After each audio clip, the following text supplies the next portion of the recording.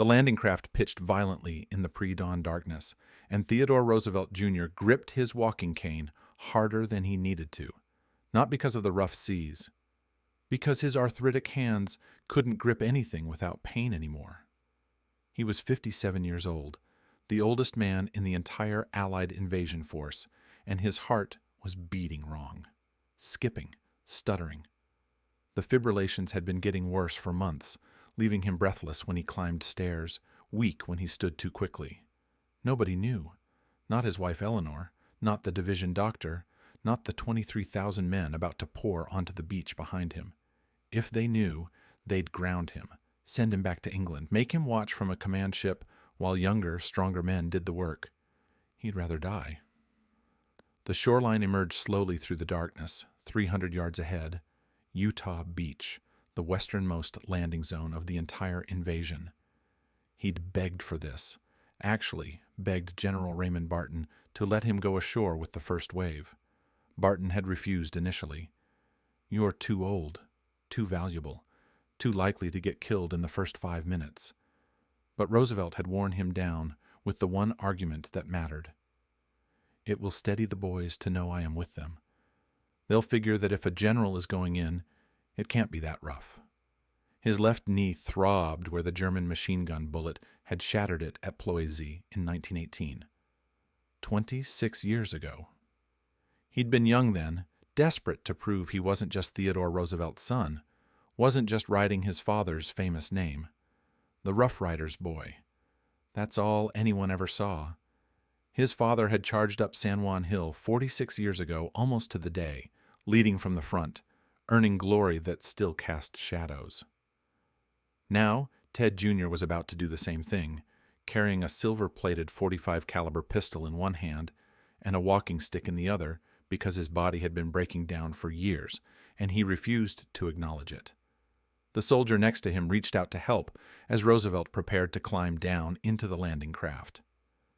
"Get the hell out of my way," Roosevelt had growled good-naturedly, but meaning it. "I can jump in there by myself. I can take it as well as any of you." The kid had stepped back, surprised. Roosevelt had climbed down alone, his knee screaming, his shoulders burning with arthritis as he gripped the ladder. He'd made it. He always made it. But sitting in the LCVP now, soaked with spray, feeling his heart hammer irregularly in his chest, Roosevelt wondered if this was the day his body finally quit on him. German shells were already hitting the beach ahead.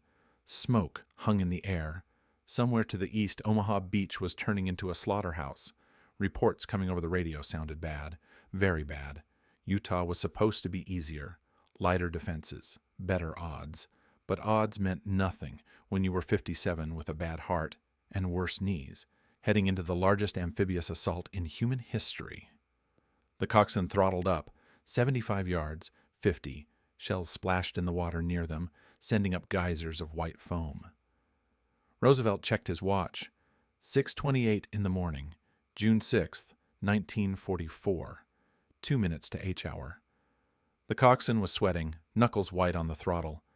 Next to Roosevelt, a private who couldn't have been more than 19 was praying quietly. Roosevelt adjusted his green woolen knit cap. He hated helmets. Always had. Made him feel like someone else was in charge. 25 yards. The bottom of the landing craft scraped sand. The ramp dropped. Roosevelt stepped into the water, cane in his left hand, pistol in his right, and waded toward the beach that would define the rest of his life. The water was cold, shockingly cold. It soaked through his wool uniform immediately, adding 20 pounds of dead weight. His knee buckled once, but he caught himself with the cane. "Keep moving. Don't show weakness. The boys are watching. They need to see you walking, like this is just another day." He reached the sand and looked around through the smoke and pre-dawn murk. His heart was still hammering wrong, but that didn't matter now. What mattered was the landscape in front of him. The seawall, the dunes, the enemy positions. He'd studied the tabletop models back in England for weeks. Every officer had. They'd memorized this beach, walked through the plan 100 times. He knew exactly what Utah Beach was supposed to look like. This wasn't it. The landmarks were wrong. The angle was wrong. Everything was wrong. Captain Howard Lees from E Company, 2nd Battalion, 8th Infantry, was crouched at the top of a sand dune with his men, studying a map with confusion written all over his face. Roosevelt climbed the dune, his cane digging into the sand with each step, and crouched next to Lees.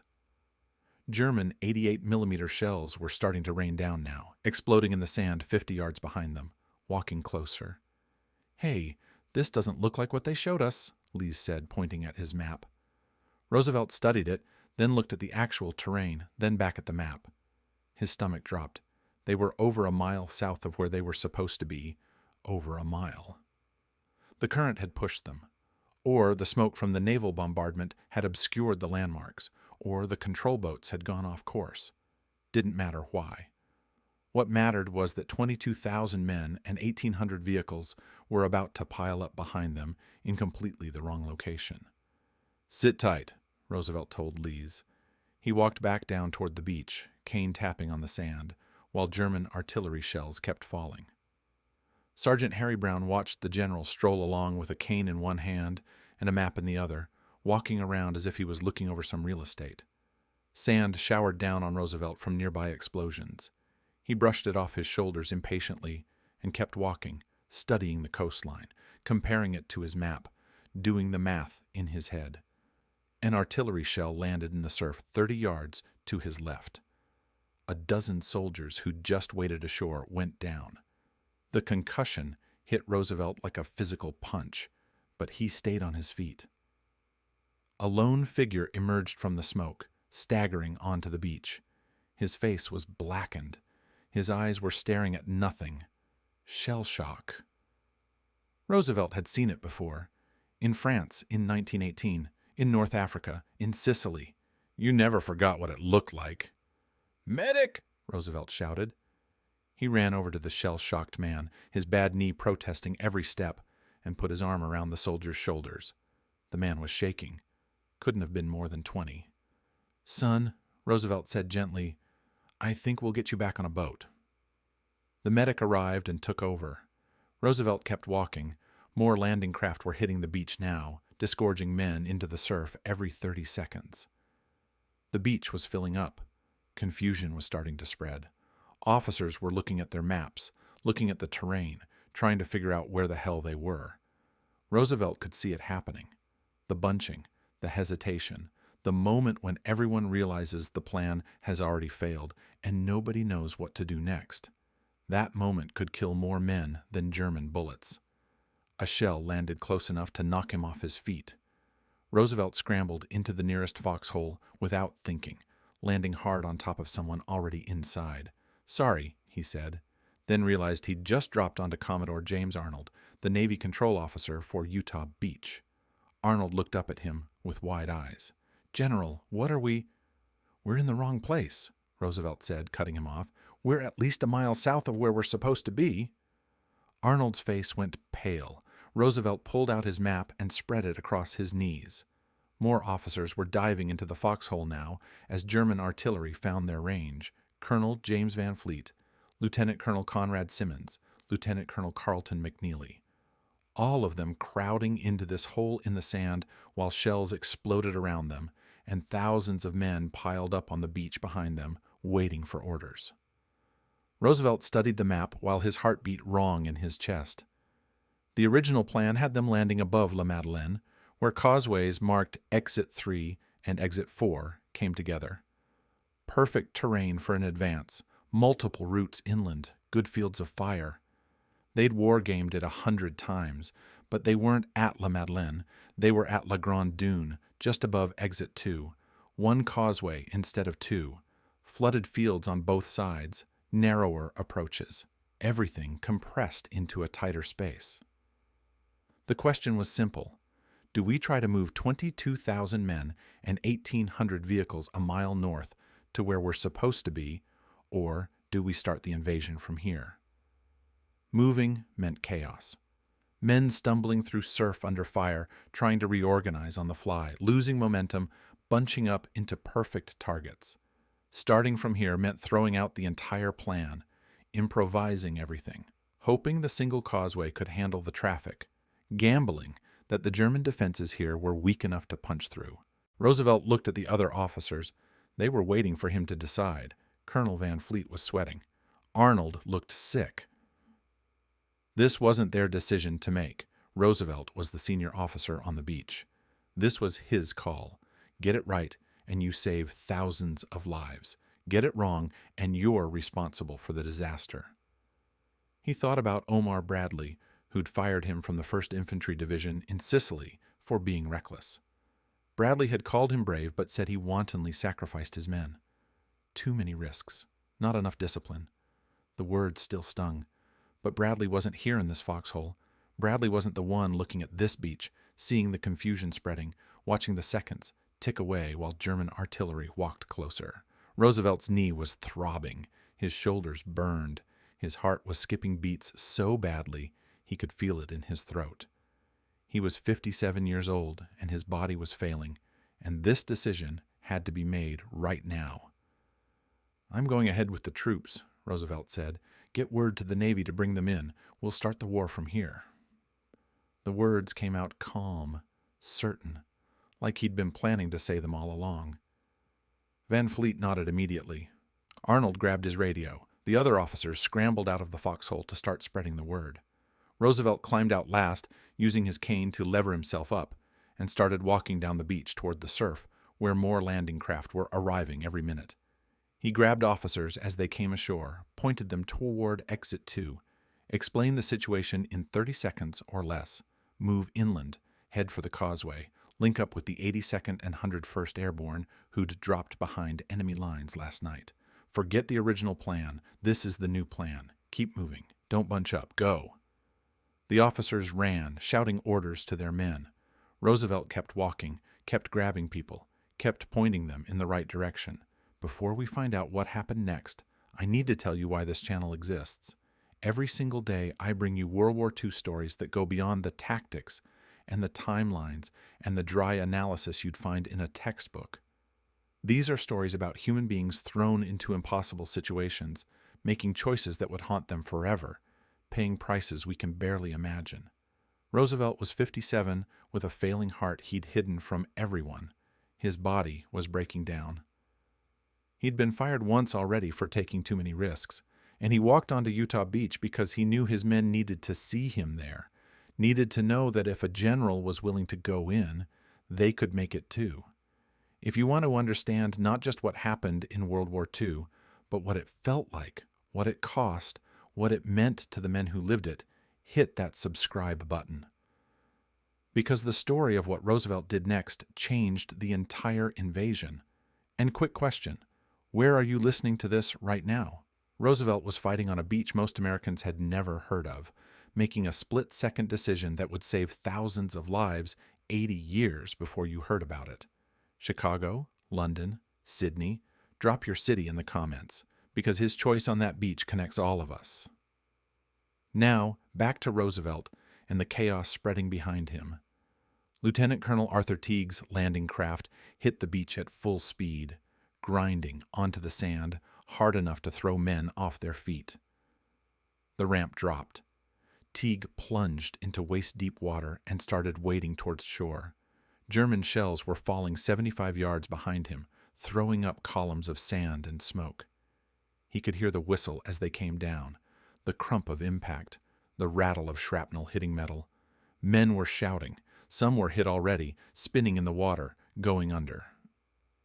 Teague pushed forward, his boots heavy with water, his rifle held high. He stumbled onto the beach and started running toward the seawall when someone shouted his name. He turned. It was Roosevelt, standing 20 yards away with his cane, waving him over. Teague couldn't believe it. The general was just standing there in the open while shells fell around him, calm as if he was directing traffic at an intersection back home. Teague ran over, crouched low. "We landed way to the left of where we were supposed to land," Roosevelt said. His voice was steady. Matter of fact, like this was a minor inconvenience instead of a catastrophe. "I need you to get this part of the beach cleared as soon as possible. Get your men moving inland. I want action immediately." Teague nodded, still trying to process the fact that a 57-year-old general with a cane was giving him orders while standing upright in an artillery barrage. Roosevelt clapped him on the shoulder and walked away, heading back toward the surf to grab the next batch of officers coming ashore. Teague watched him go, then turned to his men and started shouting orders. 3rd Battalion, 22nd Regiment, move out, clear the beach, head for the causeway. His men formed up and moved forward in a skirmish line, rifles up, looking for targets. Behind a sand dune ahead, German soldiers were dug into a trench. Teague could see their helmets. 30 yards, 20. His men opened fire. The Germans fired back, but their heart wasn't in it. These weren't SS fanatics. These were conscripts from the 919th Regiment, Eastern European kids who'd been pressed into service and given crappy rifles and told to hold the beach against the largest invasion force in human history. After 2 minutes of firing, a white cloth appeared above the trench. Teague ordered ceasefire. 7 Germans climbed out with their hands up, looking relieved to be captured. But behind the trench was a minefield. Teague could see the disturbed earth, the telltale patterns. His men started to advance, and one of them stepped wrong. The explosion threw him 15 feet. He landed screaming, both legs gone below the knee. Medic, medic. The Germans who'd just surrendered were shaking their heads, claiming they didn't know about any mines. Teague pulled out his pistol and pointed it at the nearest prisoner's head. Walk. The German's eyes went wide. He understood instantly, started talking rapidly in broken English, pointing out the safe paths. Suddenly, he remembered exactly where every mine was buried. Teague's men picked their way through, following the Germans who were now very motivated to get the paths right. Behind them, on the beach, Army engineers from the 237th Combat Battalion were wading ashore in the second wave, each man carrying between 50 and 75 pounds of TNT and plastic explosives on his back. They'd been issued cartons of cigarettes just before loading onto the transports. Morale boost, but cigarettes and high explosives don't mix well in salt water, and the engineers were dumping their smokes into the surf as they came in, lightening their loads. Sergeant Richard Cassidy slogged through water that was literally knee-deep in floating cigarettes. What a waste. He reached the seawall and immediately started planning charges on the German obstacles, working fast because more landing craft were coming in and they'd need clear paths for the tanks. He was about to detonate a charge when he saw a familiar figure walking past. Old guy, with a cane. Wool cap instead of a helmet. Cassidy knew exactly who that was. "Go knock that bastard down. He's going to get killed," Cassidy shouted to another engineer. The man looked at him. "Do you know who that is?" Cassidy said, "Yes, it's Roosevelt, and he's going to get killed." But Roosevelt kept walking, oblivious or unconcerned, and Cassidy detonated his charge after the general had moved past. The explosion shook the ground.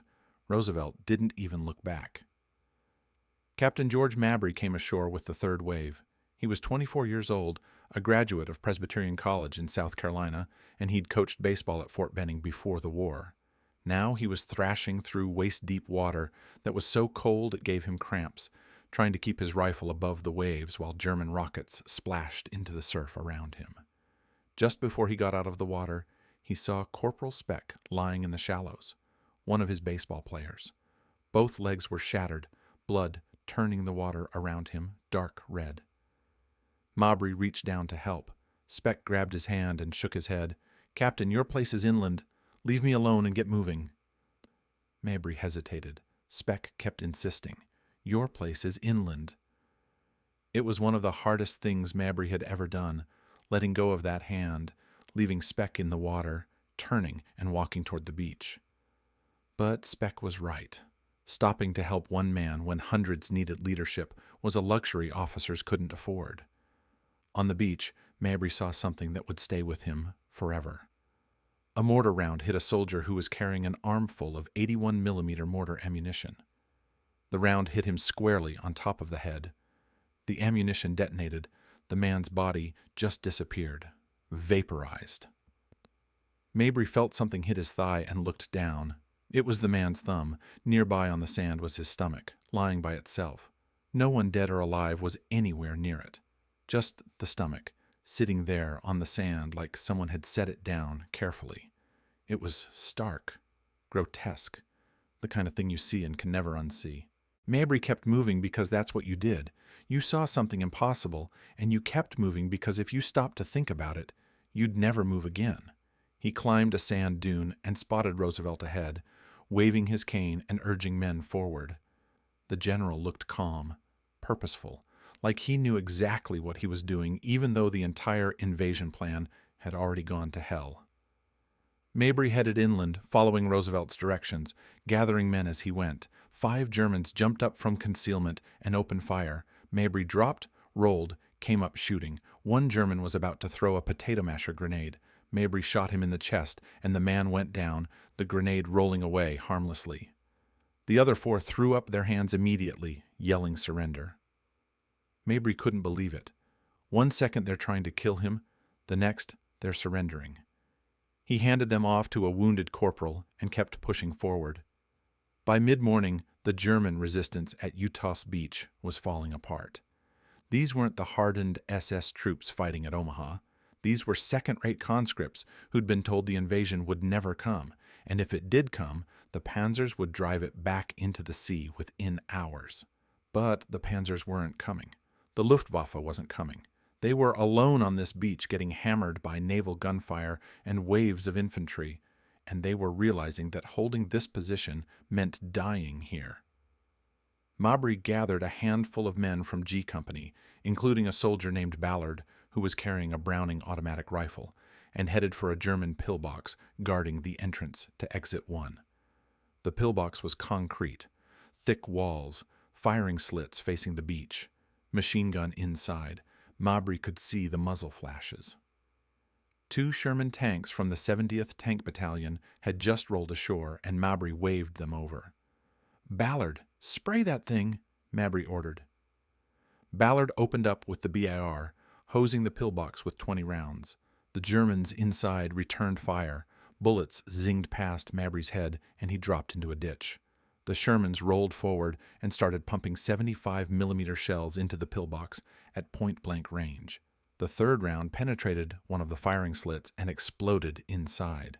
Immediately, a white flag poked out through the smoke. 36 Germans filed out with their hands up. They looked relieved to be alive. Young kids, most of them. Teenagers. A moment later, another 25 prisoners came stumbling out of a nearby bunker after an American flamethrower team showed up at their door. Exit 1 was now open. Mabry detailed some men to march the prisoners back toward the beach and kept moving inland down the causeway. The causeway was narrow, flooded fields on both sides, hedgerows ahead. Mabry and Sergeant Malvin Pike from E Company came to a field surrounded by barbed wire. Mabry studied the corner posts. He'd been taught back in England that if a straight wire extended skyward from the corner posts, the minefield was a dummy.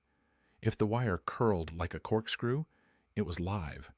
He saw a straight wire, dummy field, but the only way to know for sure was to test it. Mabry crawled under the wire and into the field. Pike watched, holding his breath. Mabry took 3 steps, 4. Nothing exploded. The field was clear. Pike followed him through. They kept advancing down the causeway until they came to a bridge over a flooded area.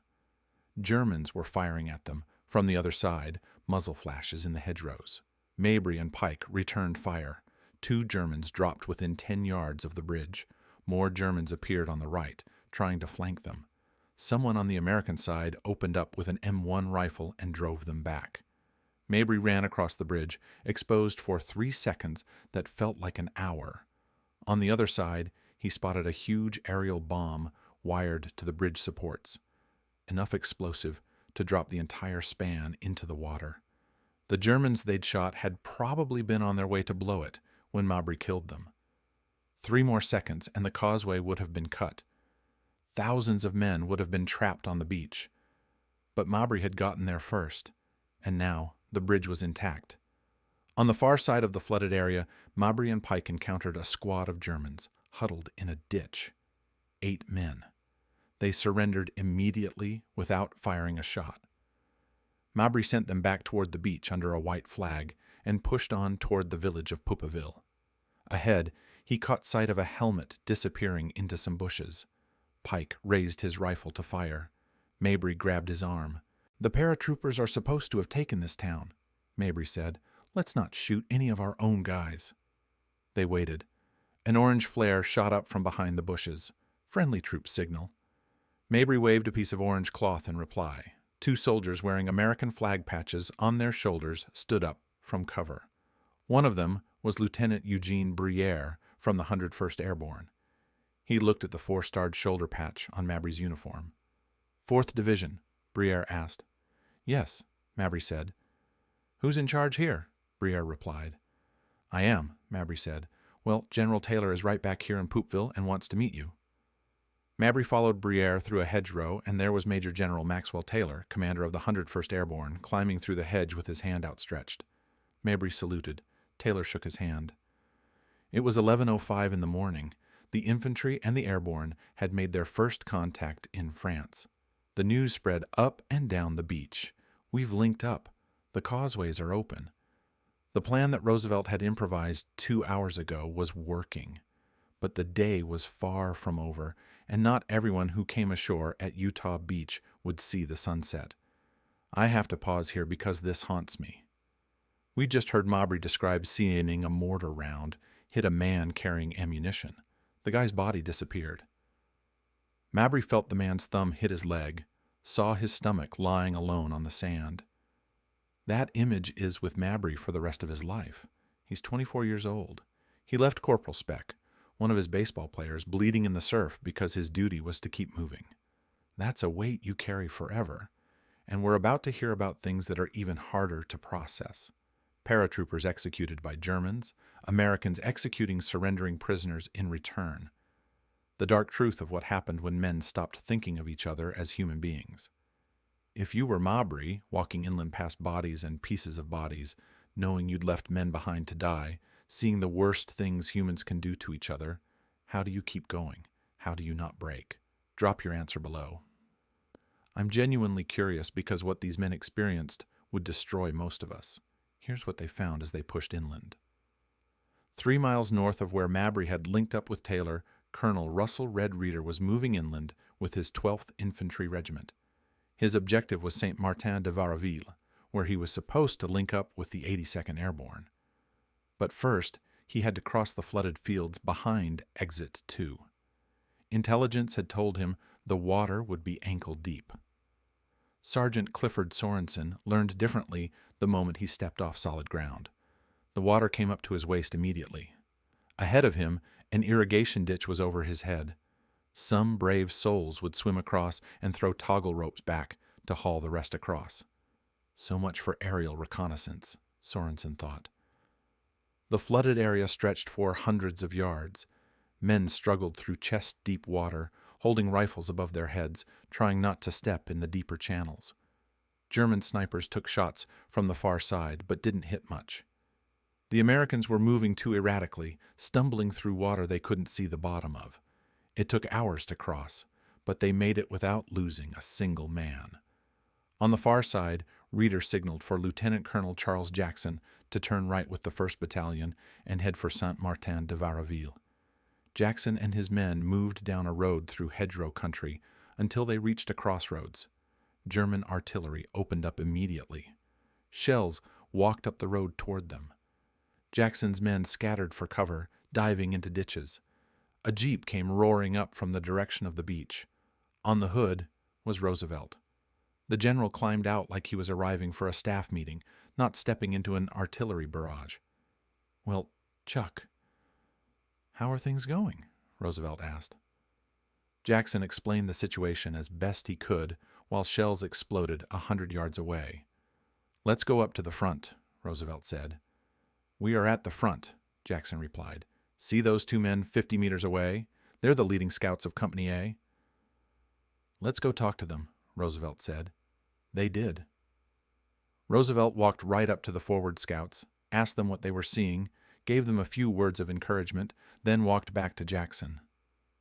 "Keep pushing toward Saint-Germain-de-Varville," he said. "Link up with the 82nd for the night."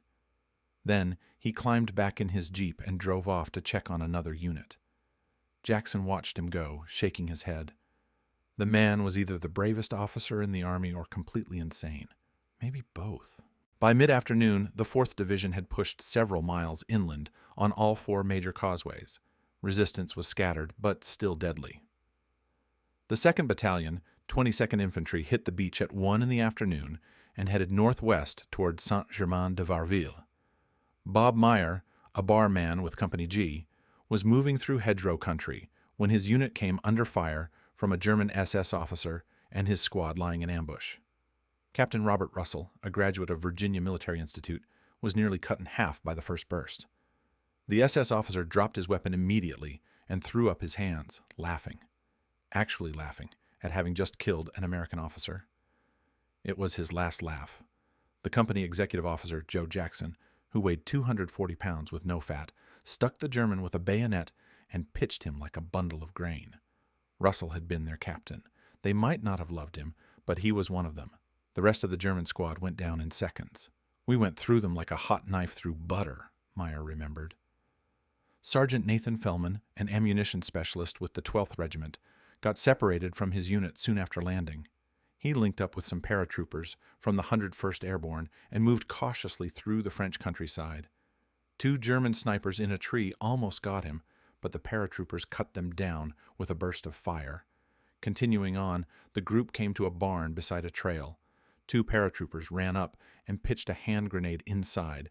Before it exploded, 5 German soldiers rushed out with their hands up, yelling, "Camarade, friend, surrender." The men were lined up against the barn wall.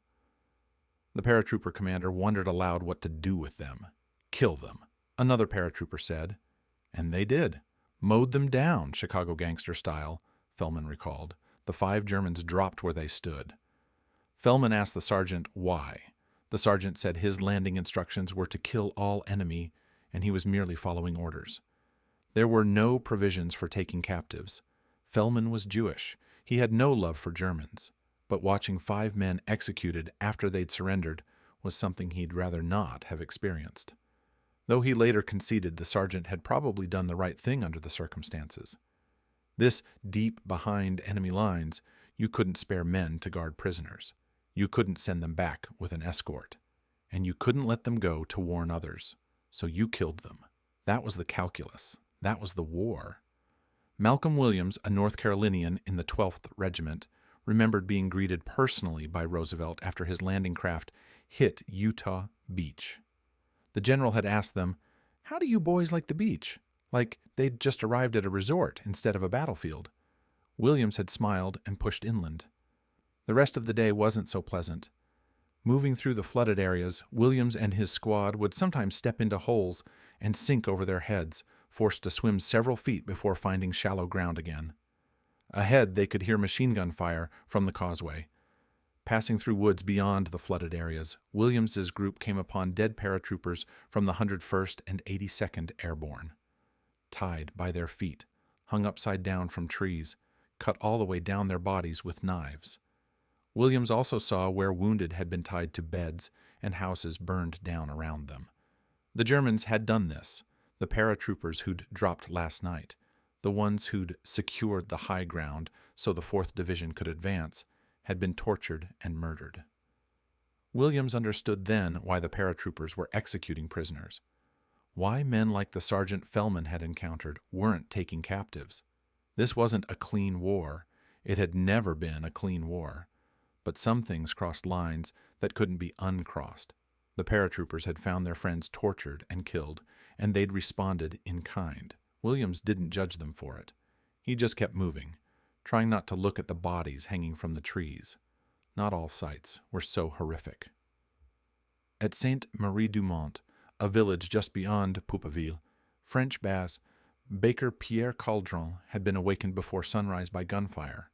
A German officer had been billeted at his home, but had left 2 days earlier. Looking out his second-floor window, Caldron caught sight of an American paratrooper moving through his yard.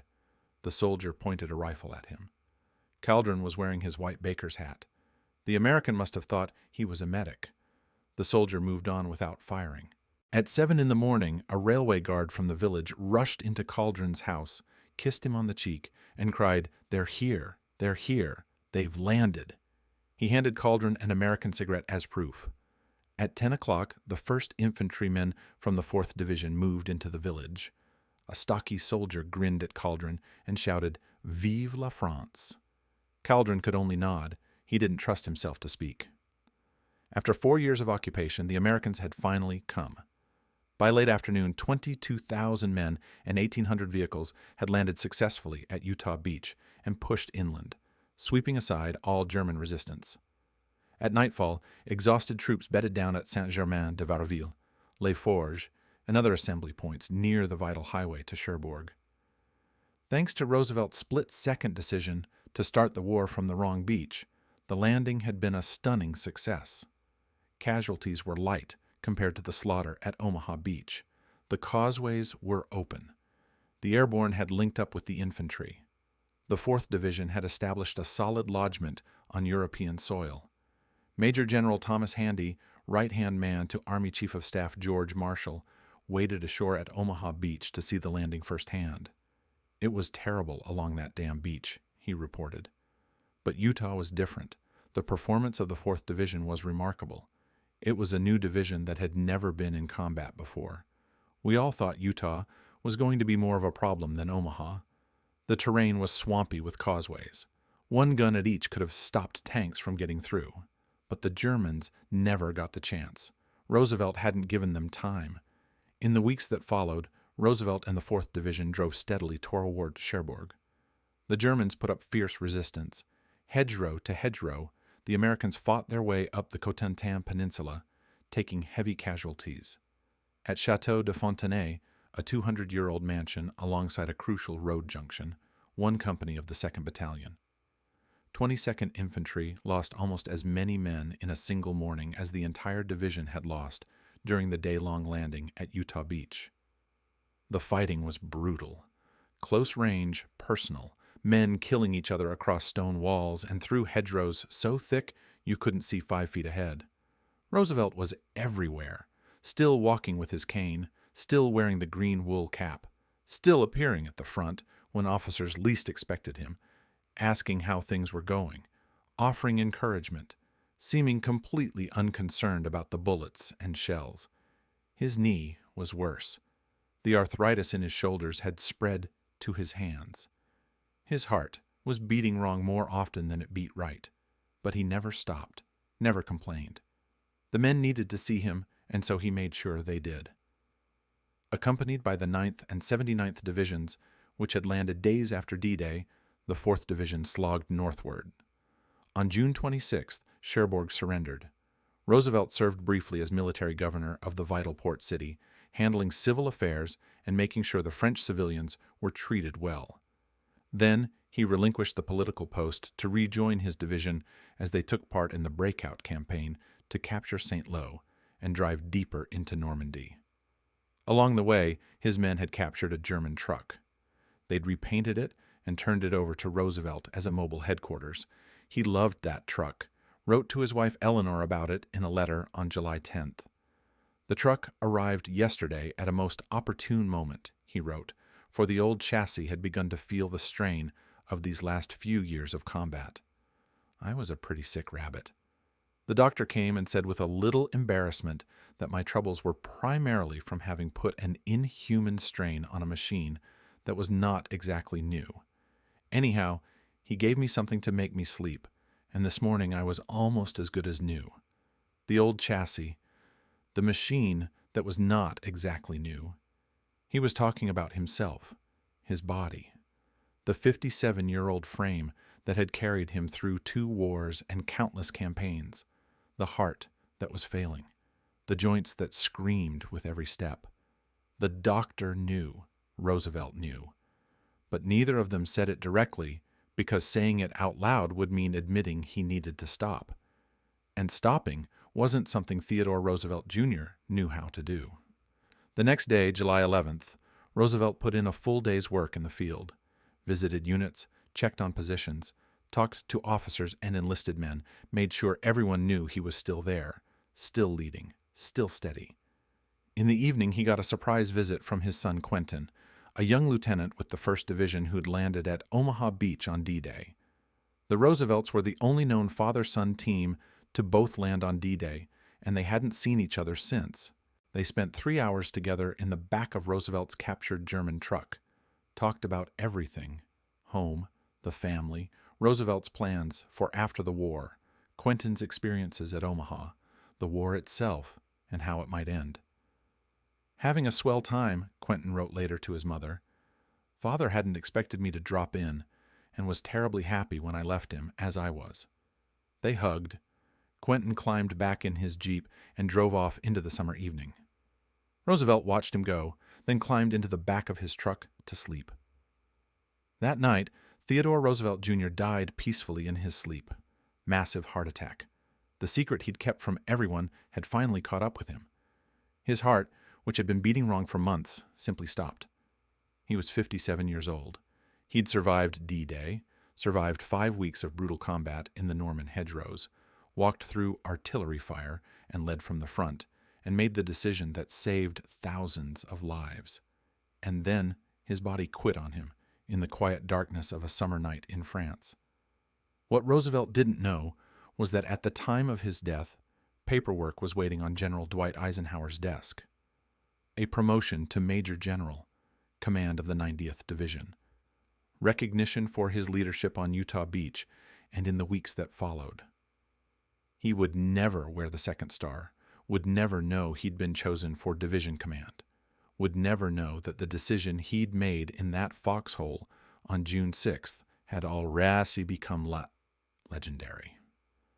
On Bastille Day, July 14th, Roosevelt was buried with full military honors at Saint-Laurent-sur-Mer, overlooking Omaha Beach. Omar Bradley stood at attention. The man who'd fired Roosevelt from the 1st Division in Sicily for being too reckless. George Patton was there, the general who'd called Roosevelt brave, but no soldier.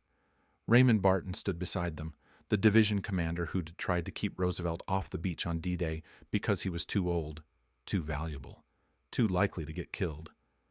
3 other generals attended, and enlisted men from the 4th Division carried the flag-draped casket to its final rest. The men who'd walked off Utah Beach behind Roosevelt, who'd seen him strolling through artillery fire with his cane, who'd heard him say, "We'll start the war from here," and watched him make good on that promise. They carried him now, the old man with the bad knee and the worse heart who'd refused to let his body stop him from doing what he knew had to be done. If you've made it this far, thank you for taking this journey through Theodore Roosevelt Jr.'s last 6 weeks of life. This channel isn't about glorifying war or celebrating tactics. It's about honoring the men who lived through these events by telling the truth about what they experienced and what it cost them. Roosevelt hid his heart condition because he knew they'd ground him if they found out. He walked onto that beach at 57 with arthritis and a cane because his men needed to see him there. He made the hardest decision of D-Day look easy, and thousands of men came home alive because of it. But he paid for it with his life. I bring you these stories every single day because their voices matter, their choices matter, and understanding what they went through helps us understand what courage actually looks like. If you haven't subscribed yet, hit that button for daily stories that honor the human truth of World War II. But this story isn't quite over, because what happened after Roosevelt died is part of his legacy too. 2 months after his death, President Franklin Roosevelt, Ted's cousin, presented the general's widow Eleanor with her husband's posthumous Medal of Honor at a private ceremony at the White House.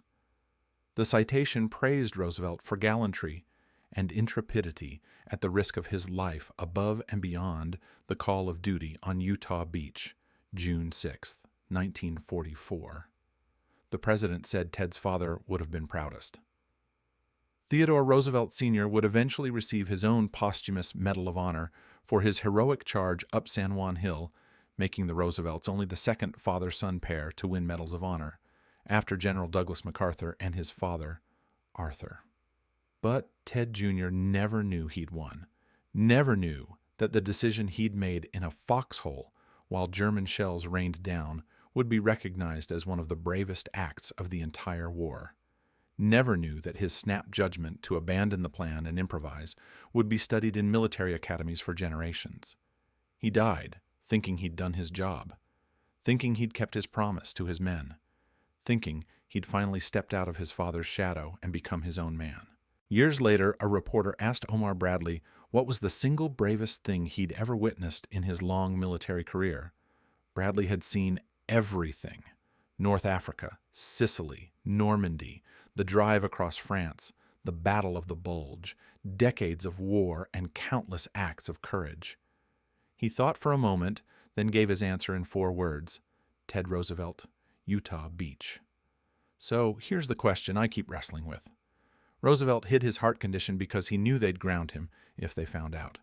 He walked onto Utah Beach at 57, knowing he might die. And 5 weeks later, he did die. His men survived because he was there to make that split-second decision. But his wife became a widow. His son lost his father. His grandchildren grew up without him. Was he a hero or was he reckless? Both. Neither? Bradley called it the bravest thing he'd ever seen. Patton said he was brave, but no soldier. Roosevelt himself never knew he'd won the Medal of Honor, never knew his decision would be remembered as the turning point of D-Day. Drop your honest answer below. Not what sounds right, but what you actually believe, because Roosevelt's choice on that beach forces us to ask what we're willing to sacrifice and whether some duties are worth dying for. The green woolen knit cap, the walking cane he'd carried since 1918, the irregular heartbeat he'd hidden from everyone who loved him, the split-second decision in a foxhole that saved thousands of lives. Theodore Roosevelt Jr. spent 26 years trying to prove he wasn't just his father's son, spent a career being called reckless, being fired, being doubted, had a heart condition that should have kept him home, walked onto Utah Beach at 57 because his men needed to see him there, made the most important decision of the entire invasion look easy, kept going for 5 more weeks when his body was screaming to stop, and died quietly, alone, in the back of a German truck, never knowing he'd become a legend. 22,000 men came off Utah Beach on June 6th because he decided to start the war from the wrong place at the right time. Countless more survived the push to Cherbourg because his leadership created momentum the Germans couldn't stop.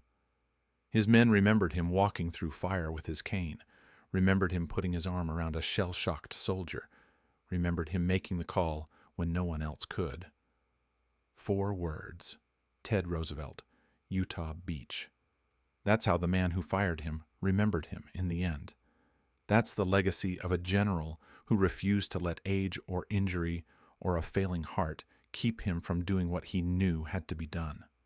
That's what it looked like when someone who'd spent his whole life in his father's shadow finally stepped into his own crowded hour and seized it with both arthritic hands.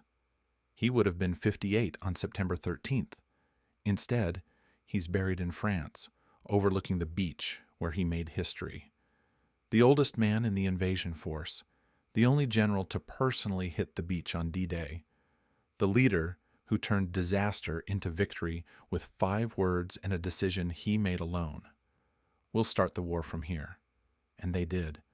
And thousands of men lived because of it. And he died never knowing he'd won the Medal of Honor for the bravest act Omar Bradley ever witnessed. That's Theodore Roosevelt Jr.